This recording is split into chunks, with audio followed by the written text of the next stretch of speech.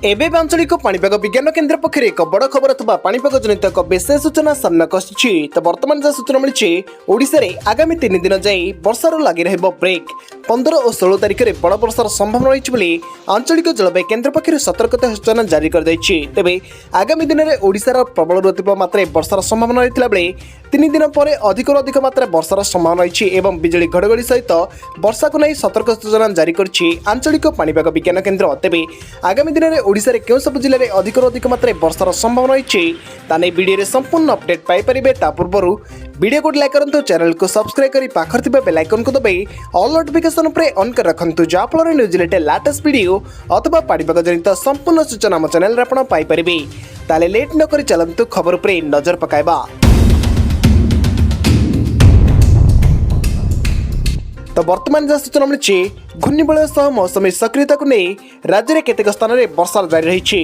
तथापि आज वर्षा लगी रहा ब्रेक हम कमेब वर्षार परिमाण। पाणीपाग विभाग कही आसंता 12 घंटे 5 जिले में प्रबल वर्षा को नहीं येलो वार्निंग अलर्ट जारी कर तेबे आगामी 3 घंटा मध्य अनुगुल केन्दुझर जाजपुर जिले में वर्षा और वज्रपात को नहीं सतर्कता जारी कर पाणीपाग केन्द्र पक्षर 13 तारिख में अथवा किसी स्थान में हालुकारू मध्यम धरण वर्षा हो पारे जमापड़ी। तेबे 14 रु पुणी वर्षार विस्तृति बढ़ी पारे 15 और 16 तारिख में बड़ वर्षार संभावना रही। भुवनेश्वर आंचलिक पाणीपाग केन्द्र पक्षर कहुई आसंता 14 तारिख में उत्तर पश्चिम बंगोपसागर में सृष्टि हो पारे एक घूर्णिबलय। यह प्रभाव में मुख्यतः उत्तर दक्षिण ओडिशा रे प्रभावित हो पारे बोली जमापड़ी, जार प्रभाव में केतेक स्थान में प्रबल अतिप्रबल मात्रा वर्षार परिमाण बढ़ी पारे। सेपटे उत्तर पश्चिम बंगोपसागर में आउर एक घूर्णिबलय सृष्टि होती जहाँफल लघुचाप परिणत होब बोली जमापड़ी। उपरमुंडे वर्षा थमिबारु हीराकुद जलभंडार को जल प्रवाह कमी जाइछि, फल हीराकुद गत 4टी गेट बंद करा जाइछि।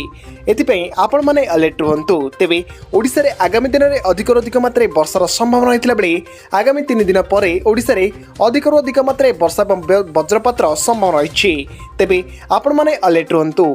आपण माने केउ जिल्लारु आम वीडियो को देखुछंती आपणक अंचल रे वर्षार परिमाण केभल रही वीडियो कमेंट बॉक्स रे निश्चय कमेंट करी जणांतु।